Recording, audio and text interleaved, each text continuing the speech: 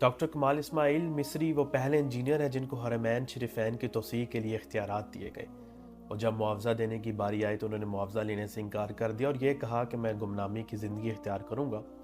اگر میں نے معاوضہ لیا تو میں اپنے رب کو کیا اپنا منہ دکھاؤں گا۔ آپ نے دیکھا ہوگا کہ حرمین شریفین کہ جو مطاف ہے حرمین مکہ اور جو چھت ہے اس پہ وائٹ کلر کا پتھر لگا ہوا ہے، وہ پتھر یونان یعنی کہ گریس سے ڈاکٹر صاحب لے کر آئے، ڈاکٹر کمال اسماعیل۔ اس پتھر کی یہ خاصیت تھی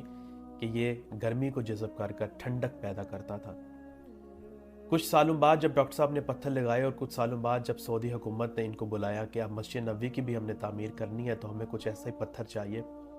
تو کیونکہ یہ پتھر یونان گریس سے ملتا تھا، ڈاکٹر صاحب یونان گریس چلے گئے، وہاں اس کمپنی کے پاس گئے جو یہ پتھر بیچتی تھی۔ اس کمپنی سے یہ انفارمیشن ملی کہ یہ پتھر بک چکا ہے اور یہ اب ہمارے پاس سٹاک میں نہیں ہے۔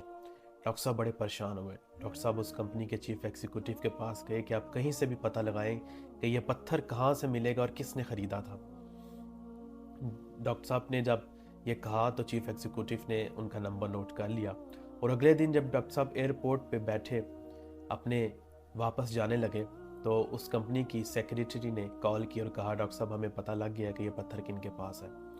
ڈاکٹر صاحب بڑے خوش ہوئے جب اس کے پاس کے سیکریٹری کے پاس، تو سیکریٹری نے کہا کہ یہ فلاں بندہ فلاں کمپنی سعودی عرب میں ہی ہے جہاں سے آپ کو یہ پتھر ملے گا۔ ڈاکٹر صاحب بچوں کی طرح رونے لگے، اور جب وہ سعودیہ گئے تو سعودیہ اس کمپنی کے پاس گئے تو اس کو ساری بات بتائی، تو اس شخص نے کہا کہ یہ پتھر تو میرے پاس ابھی بھی موجود ہے اور سٹاک میں موجود ہے۔ ڈاکٹر صاحب پھر چھوٹے بچوں کی طرح رونے لگے، اور دل میں خیال آیا کہ یار اب تم نے مجھ سے یہ کام لینا تھا اور تم نے مجھ سے کام لے لیا۔ اور وہ جو بندہ جس کے پاس یہ باقاعدہ پتھر موجود تھا، اس نے کہا کہ یہ آج تک کسی نے پتھر نہیں خریدا، یہی آج ثابت ہوا کہ یہ پتھر حرمین شریفین مسجد نبوی میں استعمال ہونا تھا، اور اس شخص نے بھی معاوضہ لینے سے انکار کر دیا۔ میرے رب کی شان دیکھیں کہ جو چیز میرے رب نے خود کے لیے پسند کی وہی آقا مولا مصطفیٰ صلی اللہ علیہ وسلم کے لیے پسند کی۔ یہ شان ہے رب کی، تو سوچیں میرے سرکار صلی اللہ علیہ وسلم